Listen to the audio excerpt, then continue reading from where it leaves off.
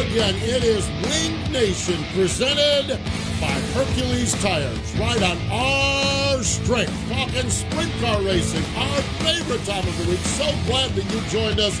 Erin and Steve Post. Oh my gosh. No, not and again. Here we go. Krager, that same echo that we had a couple weeks ago, we have the echo back again. Phew, I couldn't hear double. I couldn't hear double Steve. Okay. Single Steve is man, good. Oh man, it was like, wow, we had that, but we got it ironed out quickly. That's for sure. So we are glad you've joined us talking sprint car racing. How are you? I'm good. How are you? I'm fantastic. I'm spectacular. I've got 3 sprint car races here in the month of April. I got the All-Stars of Virginia Motor Speedway. I'm probably going to see Pete Walden down at Talladega, and I've got a World of Outlaw race in Kansas. Nice. And we even bumped into each other at Millbridge. How about that? Yeah. Isn't that the coolest thing? It really We is. are here in the Charlotte area, and those of you that follow the outlaw kart world and the micro world, you're familiar. Millbridge Speedway, which 15 years ago maybe existed, maybe didn't, and nobody knows. I went there with Ray and my stepson probably 15 or 16 years ago, and it was in really rough shape. Rough shape. We had fun, but it was really rough. It is spectacular now. Yeah. I mean, it is amazing what they've done to the facility, the upgrade, the car count. It's phenomenal. So the egg it was hunt, cool. the adult egg hunt. Yes, the adult. They had moms have an egg hunt, which got interesting. Yes, exactly. There was some elbows up, but it was for alcohol. I mean, heck yeah. I know it was. It was mom's Easter egg hunt for booze. How about that? There you go. Does your track have that, ladies? Yeah, exactly. Ashley and Jeremy do a great job over there. It's embraced by the motorsports community. It's a reunion over there. Yeah, it was. I mean, you're the same way. It was like you text me or sent me a note that you were here, and I'm like, okay, but I was talking to Mike Larson. Yep. Because I haven't seen Mike since the COVID. And Mike Larson, Kyle's dad, is one of my favorite people on the planet. And we're just jawing, and you came up, and I'm like, sorry, Erin, I talk to you every week. No offense, but I get to see you. And then you just leave, and you run into somebody else. You run into, and I saw you're running into people and everything. It's phenomenal. People I hadn't seen in years, even before COVID, because I don't go to the track all that track. Exactly. There's a lot of crew chiefs, NASCAR crew chiefs, that families race there. And we are not allowed in the NASCAR garage, COVID restrictions, and that's fine. I'm all on board with it. That just is what it is. But this is where I get my crew chief time. Yeah, is by going out and talking to different people. And the racing, can we discuss? Racing is phenomenal. Those kids are wheeling Those kids are wheeling it, and then the 600 micros. I went back Saturday night. They had 26 cars or 23 cars. They only start 16, so good heat races, good qualifying. I'm telling you, they go around that track, man, the micros do, but those kids in those box stocks. I mean, they're all about 3 feet tall in their little fire suits. 3 feet tall and bulletproof. What's the old song? 10 foot tall and bulletproof? They're 3 feet tall and bulletproof. And then to watch Kyle Larson and Kyle Busch and, you watch their reactions, watching them be dad. Isn't that great? I mean, it's Millbridge Speedway. If you're in the vicinity, check the schedule. They don't run every week. I selfishly like it because they run Tuesday night with the box stocks and one of the in the open outlaw carts.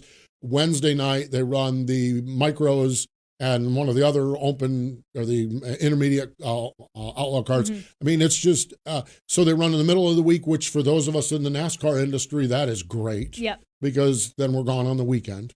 And the crew chiefs get to be there with their kids. And that's one of my favorite things, watching the crew chiefs be dad. Yeah, and not just crew chiefs. There's crew guys. Exactly. Kenny Francis, a friend of yours from over in the competition department at Hendrick Motorsports, he has got 2 racers on his hands. Oh, yeah, he does. And Kelly Earnhardt's got a racer. Kelly Earnhardt's got a little racer on his hand. We're going to do a little Tales from the Road on Wyatt Miller as well. Oh, Kelly cracked me up. She was like, he's just so competitive. And I'm like, well, no wonder. Where did she get? Yeah. And then I watching him run that heat race, and she's got her fists going. I'm like, Apple doesn't fall It's cool. far. It really is. So, it was great catching up with you there.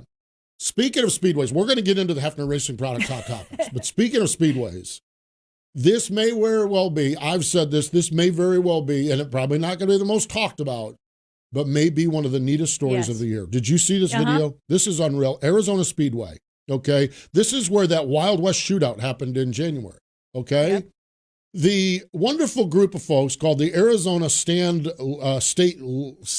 Land Department, bureaucrats, probably not even elected bureaucrats that are charged by the elected officials to manage things, which is the way our government works, and it's a major mess because a government agency that is not accountable to the people, only accountable to the politicians. Politicians, well, don't ask me, it was the EPA. Well, don't talk to me, it was this.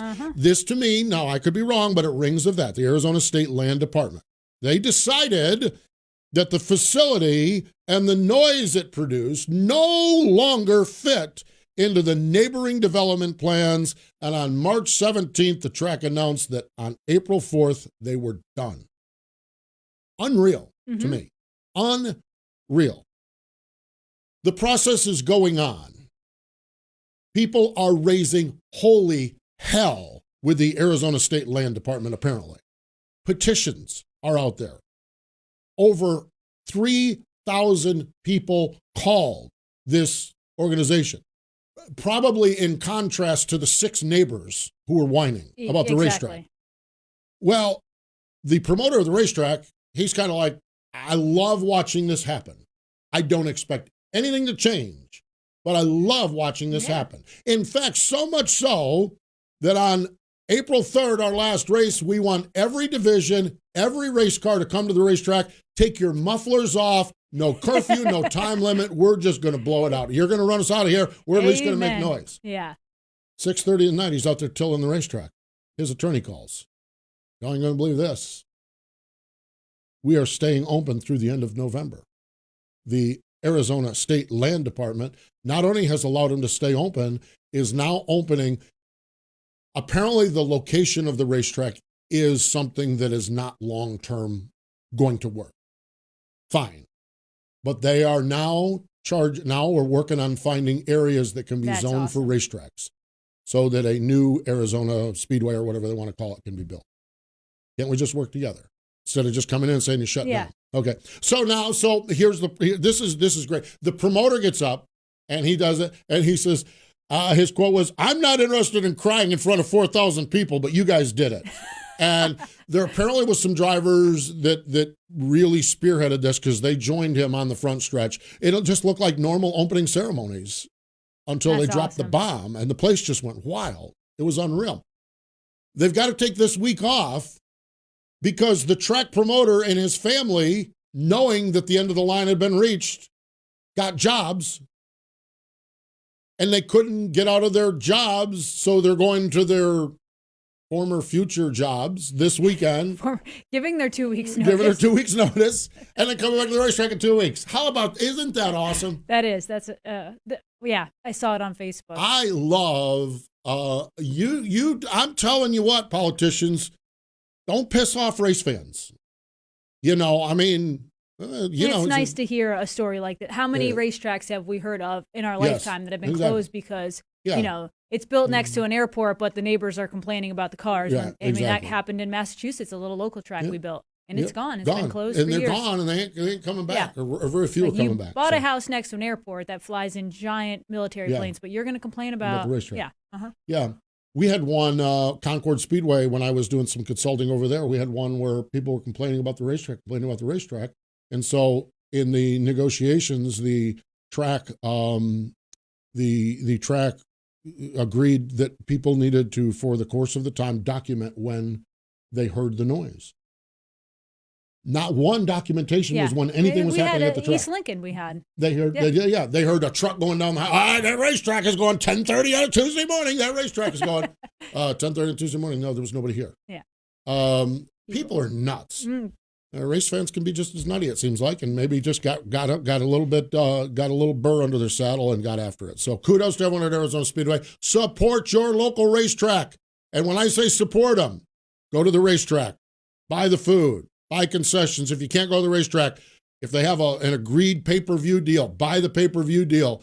And if the racetrack ends up on the opposite side of some politicians, don't be scared to get out there and mix it up there as well. Look what happened at Arizona Speedway. I think about it as much for the track, but for the racers. Yeah. They invest all this in their car, and on March 17th, they're told, thank you. You no longer have a track. Few races in, we're done. Yeah, we're done. Not so fast. Good stuff.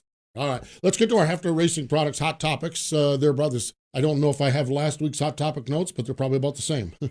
Brad Sweet. Yeah. Now, Erin, wasn't it about 4 weeks ago we were talking about 6 races, 6 faces, and how far this could go? And we hadn't heard much from Brad yet. Right, and this is the most competitive season, and, we're going to Bradley has just kind of lost his mind now. He's kind of gone berserk on everybody. Yeah. Twice at the Peevely. Weekend at Peevely. At Peevely, exactly. Yeah, so he was on our television program and feeling pretty good about where things are. And we did that before the Peevely interview, or before the Peevely race. Another topic, Justin Peck.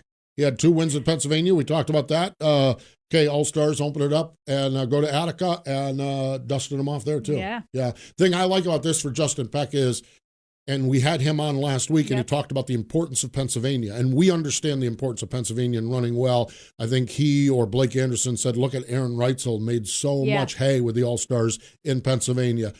What I think, if you're Justin Peck, you're sitting there going, okay, we're good on the big half miles. But the dusty little Ohio Bull Ring, we're good at that too. Yeah. Boy, that's good. That's and good there's news. That big word confidence that you win a few races in PA. Exactly. Absolutely. So good stuff. California, Justin Sanders, man, this cat is rolling. We have reached out to, this is twice because they swapped the Silver Cup a couple weeks ago. He won Ocean and Placerville, and Justin works. And this just does not work for him. I don't know what we're going to do. Pre-record sometime or something, or I may have to fly out there and just see some races in person. Just have to. And do a little quick interview on my phone with him. Just might have to do it. No, Justin Sanders, so good. Port Royal, Lance, only his 117th win at Port Royal. How many race car drivers in America have 117 wins? Period. Yeah. I mean, you're talking a small list. And oh, by the way, he's pretty good at some other tracks around there. He's got a few at Williams Grove. Williams Grove also. Yeah. Lance is doing Lance kind of things, okay? Keith Kaufman, 126. Yeah. The original schedule that Lance laid out, he could not catch him if he won. And he's not going to win everything at Port. There's a lot of great races at Port. You don't just go there, and win every race. Now, I say that, and this could come back and bite me because it is Lance and those guys. Yeah. But still, even with the numbers this year, they couldn't catch Keith with what they'd planned on racing there. You got that little Tuscarora 50 that a few cars will show up for. The Weicker Memorial is an all-star race, so Justin Peck's going to be there among others, So, but still, really, really impressive. Lincoln Speedway, Billy Dietrich. We're going to talk to Billy on the program. Over in Ohio, Cole Duncan. Last week, and they lit me up positively on Twitter about saying, like Cole Duncan at Atomic. Well, Cole Duncan at Atomic was Cole Duncan at Atomic, scored the win. We're going to have Cole on. Brock Martin won at Wayne County. ASCS Sooner and Warrior Ridge, and I watched some of this on Racing Boys. Ryan Timms and Dylan Westbrook picked up the wins. So some really, really good racing out there. And boy, I was looking at this upcoming weekend. We are back to full strength this coming weekend. I'm so excited about it. Really good stuff. I'm also excited about the mule conversion kits at Hefner Racing Products. As a regular driver of a mule, I did it one time. Remember that time you called them a bull? Yeah, I used to call them bulls. Yeah, I used to call them bulls. And I looked at you like, what are you talking about? Yeah, I said, oh, those cards. And you said the mule. I said, yeah, exactly. Like I said. The absolute number one pit utility vehicle in sprint car and midget racing is a custom mule conversion from HRP. It starts with a solid platform, dependable, great-looking Kawasaki mule. Customized and built to each customer's specifications, they have options like generator, air compressor, shock and radius rod racks, amazing toolboxes and drawers, LED lighting, walk-on roofs, and more. HRP mule conversions perform, outlast, and maintain their value better than any other utility vehicle. HRP Mules raising the standard again in pit utility vehicles. They raise the standard in everything. You can find out more at hrpracing.com. All right, we talked a little bit about Justin Peck. Let's take a look at it and a listen to it here. This is Blake Anderson with the call on Flow Racing, the All-Stars at Attica Raceway Park. And now for the Dryden death-defying move of the week, where one driver simply amazes us with their on-track moves. Justin Peck closing on Zeb Wise, a pair of all-star young guns battling up front here at the Spring Nationals at Attica Raceway Park. Oh my, Justin Peck, there goes Peck around the outside. You've got a new leader. That death-defying move was brought to you by Dryden Diesel All Deaf, the official deaf of the world of outlaws and wheelmen everywhere. Visit Dryden.com for more information. For decades, Dryden Lubricants has been made in America and made to last, paving the way on our highways, in our fields, and on the production line. Today, Dryden offers a complete line of engine oils, greases, hydraulic and transmission fluids, and diesel exhaust fluid. If you want greater performance and protection for your critical engines and equipment, go to Dryden.com. Dryden, American-owned and operated, and a proud supporter of racing and race fans everywhere. Citywide to countryside, whatever you drive, wherever you go, Hercules has the value, selection, and industry-leading warranty to get you there no matter where the road takes you. Go to HerculesTires.com. There you can find the nearest authorized Hercules retail location to you. Plus, you can use the tire tracker to find out which Hercules tire fits your vehicle the best. That's HerculesTires.com. Hercules Tires, ride on our strength. Let's get right to it here. The Dryden Hotline is a busy place, fresh off from another victory at Atomic Speedway up in Chillicothe. I guess it's Waverly, Ohio, actually, technically. Is it? I thought they always went by Chillicothe. Well, it's it used to be called Chillicothe. It yeah, used to be I used to just love to say it. But it's actually in Waverly, Ohio. Oh, wow. I know, because I spent time at an Applebee's nearby with Tim Schaefer. Yeah, we learned to speak Your Al mentor. Equipa that He's night. a mentor. Yes, he was my mentor. Exactly. Guy that needs no mentoring when it comes to Atomic Speedway is Cole Duncan, who joins us. Hello, Cole. Welcome back to Wing Nation. Hey, thank you guys for having me on. It's always a pleasure. It is a pleasure to chat with you. Lincoln, Atomic Speedway always delivers for you, and it seems like Saturday night it was just another great run. Tell us about your run there on Saturday night. Yeah, Brad and crew at Atomic, I think, put on some new clay over the off season and did a really great job with it. Had just a really racy racetrack all night. It was fast in time trials, and by the time the feature came, it was right up on the wall on a pretty thin cushion, and then guys were making moves on the bottom, and a lot of passing going on through the field, and we started off a little slow, didn't get a great start, and kind of filed into line, had some cautions help us out, and was able to pick off some cars on some restarts, and then finally got to Jack Soderman and was able to get him before we got into lap traffic with 10 or so laps to go. So overall, it's just a great night for us. We've been fast but struggled and tore up a couple race cars earlier in the year. So definitely good to get the monkey off your back and get to victory lane early in the season. Cole, the number of wins you have at Atomic is just incredible. What is it about the racetrack that suits your driving style? Is it confidence and is it experience? Is there something specific that when you pull into that pit area, I mean, everyone knows that you're going to be one that they're aiming for, but is there something specific about the track that just works for you? It's all the above. I have obviously a lot of laps there. It's my home track. It was my dad's home track, and I grew up watching him there. But I really like high bank momentum tracks, and it really doesn't get any more high banked and carry more momentum than you do at Atomic. So I think that plays a big role into it. It's just, I don't know, it's just a really cool track. No matter what the conditions are, it's always racy. You always see passing, and it's typically at high speeds, which fans really enjoy. Cole, you had indicated, and you mentioned something about this in Victory Lane on Saturday night as well. You had a rough start to the season, and you told us just a second ago you had a rough start. When you start off a season rough, do you question? Do you wonder? Do you circle a place like Atomic? What was it like going into Atomic, I guess, and what was your frame of mind knowing that this is not the way things have been planned up until this point? Yeah, it's definitely have Atomic circle, especially if you're struggling, because it's a track that we've had a really good baseline for the last couple of years as far as setup goes, and my confidence too. And we had left Waynesfield the week before with the Fast Series, and they had a really good show there, and felt like we had a car to win, and got tangled with a lap car, and then got into another mess later in the race, just a couple racing deals, but. It's frustrating to tear up equipment, and especially that early in the year. And we went to Florida and tore up some equipment. So my confidence wasn't completely down because we had such a good race car at Waynesfield. But it was good to go back to Atomic, and we were really looking forward to it. knowing that we have a good baseline there, and knowing that if we do our job and put a whole night together, that we should be near the front, or we expect to be. And so yeah, it's definitely good. We like to go to Atomic anytime, but it's nice to go back when you're struggling, just to kind of rehone skills on setup and from a confidence level for me as a driver too.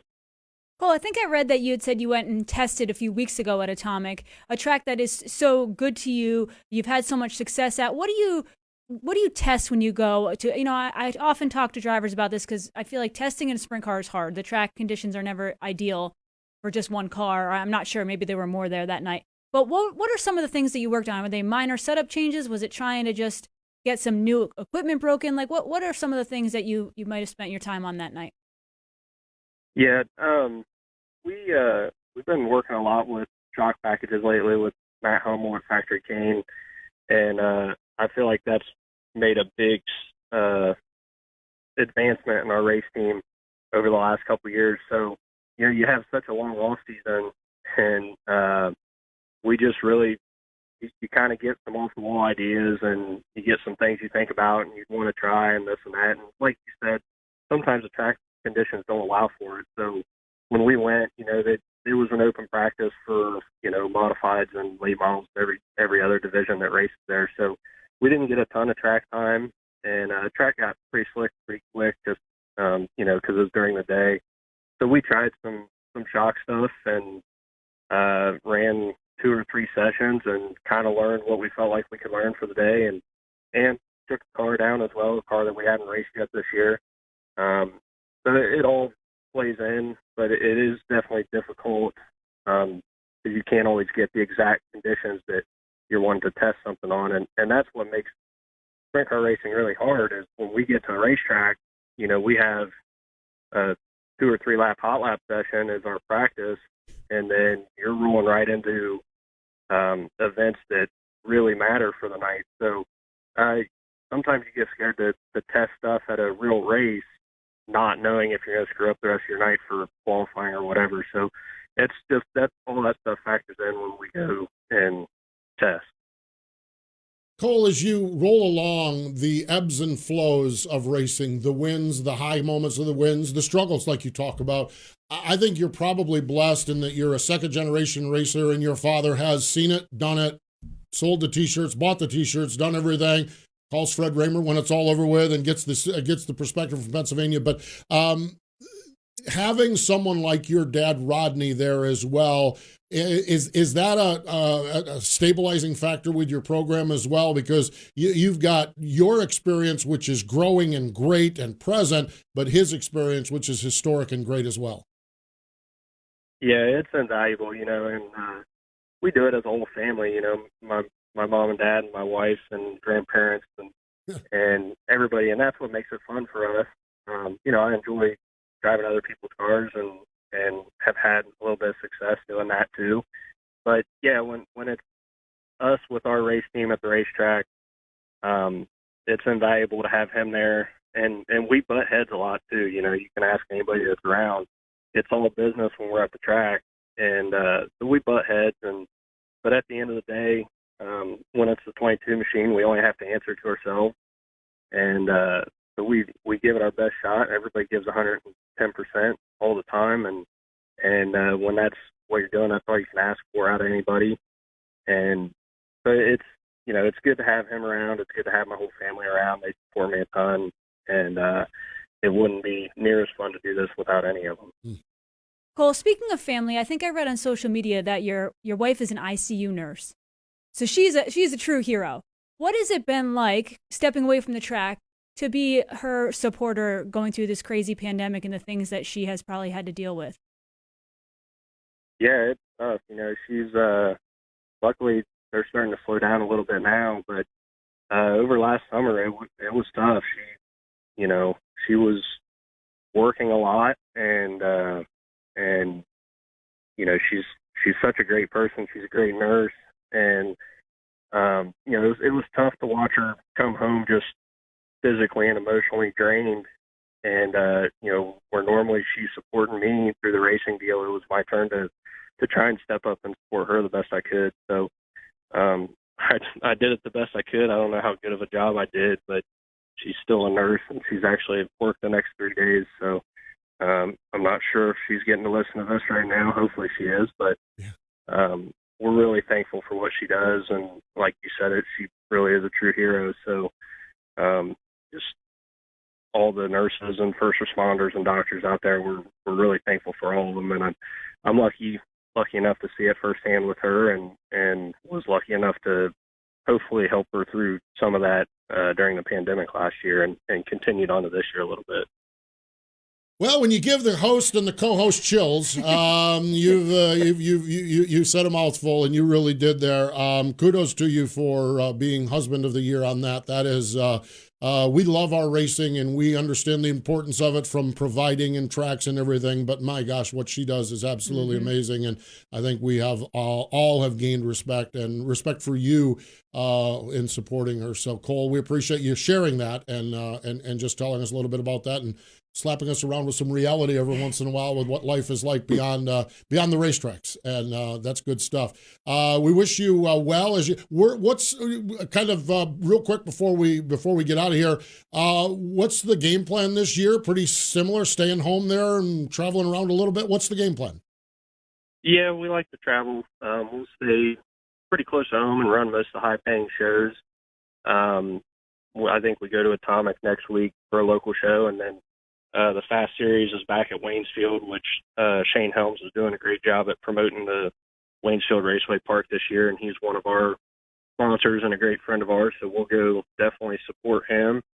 I just seen they're back on the schedule for the 17th, I believe, so that's the immediate future, and then we kind of take it day to day, and we'll hit the races we want to run, and if we're down on equipment or down on luck or whatever it may be, we may sit a weekend out, but we plan on being at the races somewhere, so that's the plan for now. That's a good plan as well. We wish you the best. Thanks for joining us, and best of luck as you roll into and on throughout this 2021 season. All right, thank you guys for having me on. Always enjoy it. Always enjoyable, that's for sure. Cole Duncan. If we titled that segment, it would be Keeping It Real. Keeping it real with racing, but keeping it real with life as well. Amazing stuff. We need to step away. When we come back, batten down. I cannot imagine Easter dinner around the Dietrich house. Sage Fruit is a premium grower, packer, and shipper of Washington tree fruit. Apples, pears, and cherries, and it's always an exceptional eating experience, and they're grown in the beautiful Pacific Northwest. High-quality fruit, exceptional flavor, healthy snacking, and they're a longtime supporter of sprint cars, sprint car racing, and Wing Nation. Make sure when you go to your local grocery store, ask for Sage Fruit. Over 200 events from coast to coast, and they're celebrating 30 years of Scattering Soil, the American Sprint Cars Series. The world's largest sprint car sanctioning body is bringing more thrills with wing and even more non-wing action in 2021. 11 regional tours, the national tour. No matter where you are, we're coming to a track near you. Can't be there? Get double the streaming fun with Racing Boys and FlowRacing.com, bringing all the adrenaline to your favorite streaming device. See the full lineup of events now at ASCSRacing.com. Just like racing components, Aggressive Hydraulics purpose-builds hydraulic cylinders to perform for customer-specific applications. They design and manufacture multi-style single-stage cylinders as well as multi-stage telescopic cylinders. And it's a no-one-size-fits-all approach with Aggressive Hydraulics. Hydraulic solutions for virtually every industry that uses hydraulic cylinders. They proudly design and manufacture all cylinders in the United States. Check out the video of their story at aggressivehydraulics.com. So you're in the Dietrich family. You're the older brother. You got a younger brother that runs his mouth all the time, and we love yes. Billy's younger brother. So I'm not talking about. I would say that to Danny's face. Probably have. We've said it here on the show. Yeah. And Danny's out there running full time, being a superstar. But the Saturday night before Easter, when the family may or may not have gathered, That's the perfect time to whoop up on the younger brother, and Billy Dietrich did it. We're going to the Dryden hotline from the fabulous Lincoln Speedway. Billy Dietrich joins us. Hello, Billy. Welcome back to Wing Nation. Hey, what's up? We're just hanging out, dude. Did you get a chance to brag on your younger brother or brag to your younger brother at all after Saturday night? Well, yeah, I probably said a lot of things, but he's a superstar in his own mind. That's right, exactly. We hear about it all the time. He's here every day, So we got to put that in perspective there a little bit. But no, it's all good. We had a good time. He tried to bust my balls a little bit, tell me he could have passed me if he wanted to, but I looked at the video. It didn't look that close to me. Yeah, I was going to say, the video didn't look like he had a chance. And I think I even heard him give a compliment afterwards. He said something about it in the restart. You hit your marks just like you needed to. I mean, sounds pretty nice to me. Yeah. No, it was a good race. It was a good day. We all, because you put the whole day together, the whole night, it worked out. And the feature race, we were good. Really, we encountered lap traffic, didn't really hold me up much. And then, we had that caution with 8 to go. And I was kind of surprised. I figured maybe Danny would be in second. He started third, but, he wasn't. And then on the restart, I did catch a glimpse of him one time. He got to my outside, but he never was really close enough to challenge. So it was a good to win again. It's been a while for us, and, it's always good to win. Yeah. It's been since 2016, your third career win at the fabulous Lincoln Speedway. Billy, I watched the video of that race, and sprint car drivers amaze me because sometimes we'll say, hey, look at Sheldon or Logan go, man, they're up there ripping the top. Or look at Donnie down on the bottom. You had to do both every lap. What is your mind? You're gonna throw it hard into turn number 3 and bang the cushion, but you're gonna tiptoe through 1 and 2. How was that from a mental perspective, doing that and knowing what you need to do on both ends of the spectrum? It wasn't bad. I mean, in other words, we race there every week, so we kind of had a good idea of what to expect. And then before the feature, I told the crew, I said, well, we're probably going to run the bomb at 1 and 2 after it comes in, and it did. And then, of course, the top in 3 and 4. So the mental part of it wasn't too bad. I was just trying to keep it cool and not make any mistakes and just get to the end of the race. And, I'd led some races even last year. I led a race within a couple to go and then, bumped into that cushion there and then the third turn and the 48 got by me. So I didn't want that to happen again. Yeah, there's a tricky spot in that cushion, it looks like. Every race I watch at Lincoln, when the cushion gets up high, there's is it coming off of 4? Is that where that is? Yeah, the track kind of transitions from bank to more of a shelf there, and to kind of suck you in, towards the wall a little bit there if you're not careful. So I got to ask about the double pistols in Victory Lane. I like that. Where'd that come from? Well, it came from my wife. She's, we got married this off season, and she came up with a nickname. She called me Wild Bill, and so we got some T-shirts with that on there. And then, I just thought it was fitting. I jumped out of the car and threw some pistols up in there, and everybody liked it. It was fun, and a lot of people were cheering about it. We race every week, do the same thing every week, the same track, and once in a while you just like to change it up a little bit. So everybody got a good kick out of it, including myself. So wait a minute. Awesome Bill from Biglersville is now Wild Bill? Well, I'm a man of many hats there, Steve, So there's a lot of things I can do. I love the pistols. Yeah, I did too. When I saw the video, I was like, that's pretty cool. Gotta sell those T-shirts. Yeah. That's for sure. Gotta sell those T-shirts. Right. Yeah. Yep. Billy, when you had, and we know you and your brother are chop busters, and we know you're also your biggest fans of each other. We get that. You're brothers. We understand that. Watching what Danny does, contrasting what you do, Have you wanted to go run sprint car racing more, or are you liking being a Saturday night superstar? How do you fit into that and watching and seeing what your brother does? I'm good with it, really. We both have different. I'll say, I'm 7 years older than Danny. My family life started a lot sooner than his, and I'm okay with it. He's definitely a race car driver. Going back years ago, we used to all three race, me, my dad, and him and myself, and they were some really good times. I'd probably say. They could be the best at times, and Danny might tell you the same thing. We all three were racing and having a good time. And then, I kind of know my role, and, one night a week for me, well, we're going to race a couple times this week, but really a Saturday night team is okay, and I have a lot more time here at our business, and Danny goes and does his racing thing, which is fine. And it all works hand in hand. And, I don't really have any desire to do any more than what we're doing. We enjoy watching Danny.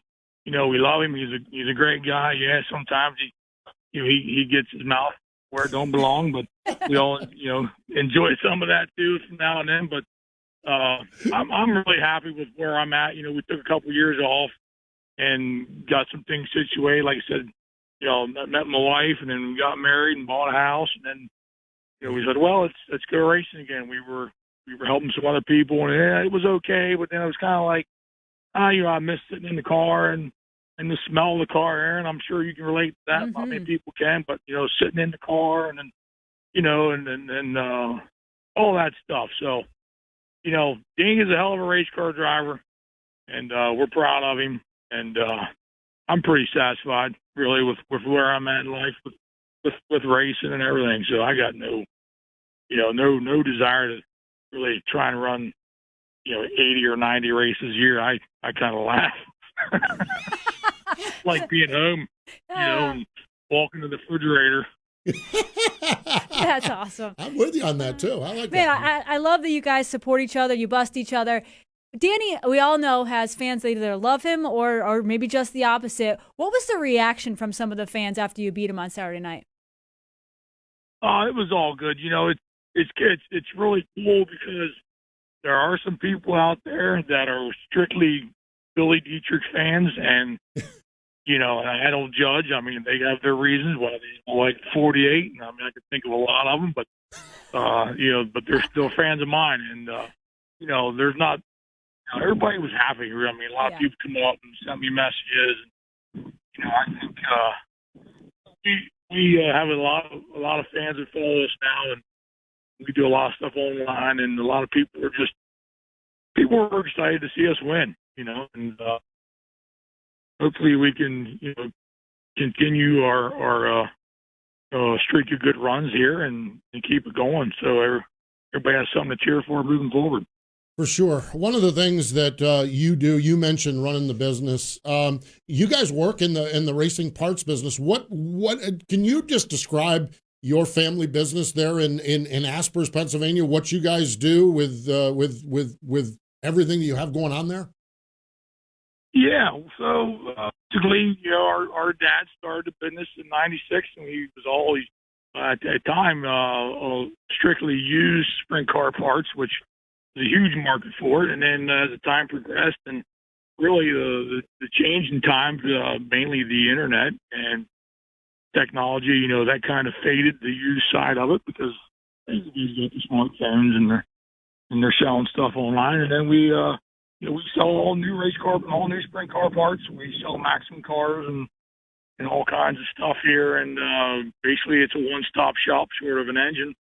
And it's what we do all week long, and we have a long list of clientele, and we're thankful for them, and we get to race too. So it's all one big cycle. We start out racing, and you can't make a living racing, then you got to sell race car parts, and then it's really a good thing for us all, and we enjoy it. Yeah, no, it sounds great. It really does. I know I've talked to your brother at times, and that Monday morning, everyone's calling in to check in and see what's going on. That is a good thing, especially good, I'm sure, this week for sure. Yeah. Billy, yeah, that's cool stuff. That really is. Billy, we appreciate the time joining us here on Wing Nation. We'll let you get back to it. Congratulations on. Did you guys have any Easter family plans on Sunday that you did together? Oh yeah, we all showed up here and we had Easter lunch, and we talked about it, and everybody, it was all good. Everybody had a good day, and everything was good. I saw Danny posted some pictures with the kids and everything. But boy, you picked the that's the right Saturday night to win though, with a family dinner the next day. Yeah, and run second. Yeah. Yeah. Yeah, you're right. Yeah. Absolutely. Billy, thanks for the time, man. We appreciate it. Congratulations, and we'll talk to you down the road. Yep, thanks. Keep it up, guys. I enjoy the show. Thank you. Billy Dietrich joining us here. Well, if we had a title for that segment, it could be Keeping It Real. When you think about, different with Cole Duncan and with Billy Dietrich, but really just understanding who you are, where you are. You've got life, you've got this, you've got that. Racing is a wonderful part of both lives, and it's good stuff. Yeah, a lot of family. Yes, a lot of family stuff here today on Wing Nation. Circle B Diecast is the new diecast outlet from Plan B Sales. What started as Lionel and Chase Authentics apparel distributor has grown into the largest distributor of diecast and now includes Auto World Greenlight Collectibles, Brand Art, Sam Bass Artwork, and University of Racing lines. They have a huge inventory. The folks at Circle B Diecast love racing and support drivers like Kyle Larson, Ricky Stenhouse Jr., Christopher Bell, and many others with sponsorships and partnerships. And on orders over $20, use promo code MRN for free shipping. Check them out, circlebdiecast.com. Sunoco is a proud partner of Wing Nation. Not all fuels are created equal, so fill up with Sunoco Ultratech. Sunoco Ultratech is a top-tier detergent gasoline that is proven to make your engine run cleaner, longer, and more efficiently. Using the same detergent package as what is blended into some of Sunoco's high-performance race fuels, you can trust Ultratech for your everyday race. Whether you're headed to the track or just hitting the road, fill up with Sunoco Ultratech and fuel your best. The National Sprint Car Hall of Fame and Museum at One Sprint Car Place in Knoxville on the famed Marion County Fairgrounds, turn number 2 at Knoxville Raceway. Now, last week we had a weird week where we had no birthdays on the birthday calendar. We are making up for it this week. Andy Linden yesterday. Tomorrow, the Wild Child, Jack Haudenschild. Herman Schurch. Bobby Davis Jr. on Thursday. Frank Lockhart, Marshall Shorty Pritzbler, Tom Marchus, Johnny Thompson, Emmett Malloy, all coming up later this week. Pete DiPaolo's birthday today, and today, the birthday of the Flying Farmer Tommy Hinnerschitz, which is just fun to say. I don't care who you are, it's just fun to say that. But Tommy was born on this day in 1912 in Ole, Pennsylvania. He is an inaugural class inductee into the National Sprint Car Hall of Fame, that in 1990. And when you are in the inaugural class of the Sprint Car Hall of Fame, that means you are something pretty special. Yes, indeed. May 21st, 1939, in Mechanicsburg, Pennsylvania, a racetrack opened next to an amusement park. That racetrack was known as the Williams Grove Speedway, and the very first guy to win a race there was Tommy Hinnerschitz. 7 AAA American Auto Club East Coast Sprint Car titles, 2 USAC East Coast Championships, 103 wins in those 2 series, 39 track records. Wow.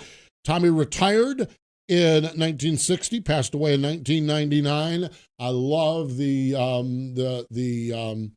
sprint car museums that we have. We're talking about the Sprint Car Hall of Fame, but in Lynn Paxton's place up there, they have Tommy's Garage. Yeah, they have the Eastern Motorsports thing. They have Tommy's Garage up. And so Tommy Hinnerschitz, one of the great names and great people of the sport.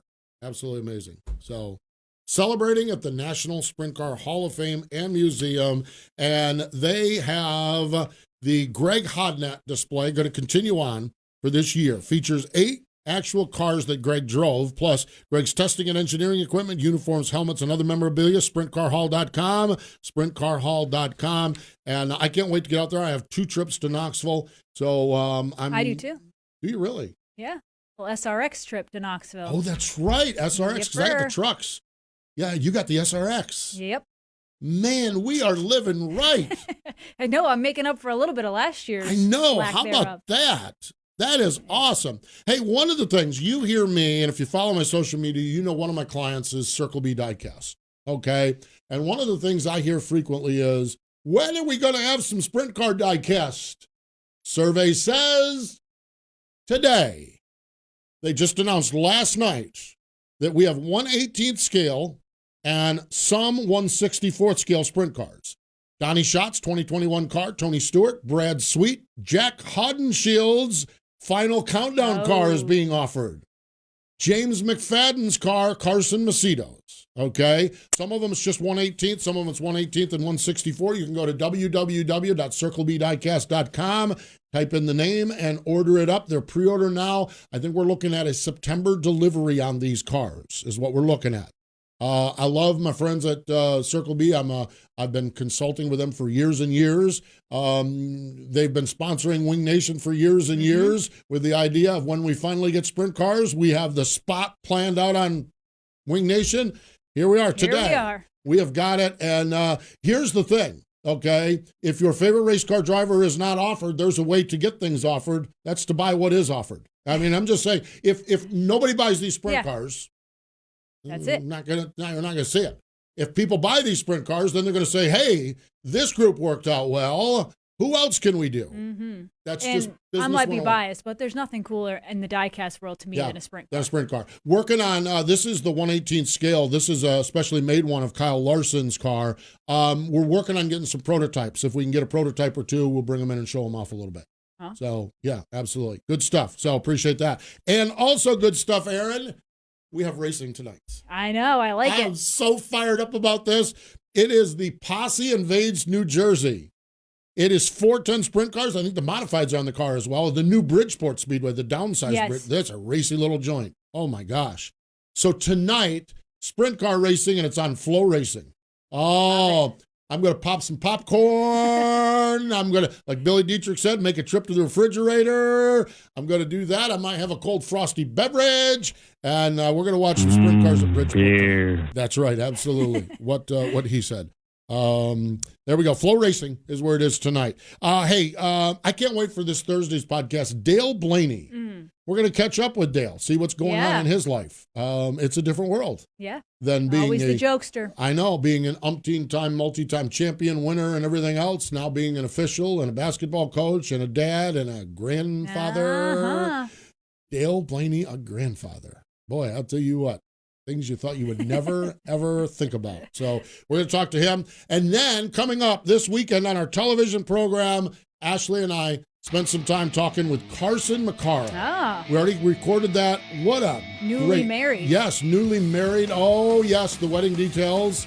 Yes, the McCarls and the Delanskys, the Hatfields and McCoys. Now, that had to be a party. There had to be a party, that is for sure. Hey, we appreciate Cole Duncan and Billy Dietrich for joining us. More important, though, than all of that, thank you for joining us this week on Wing Nation, presented by Hercules Tires.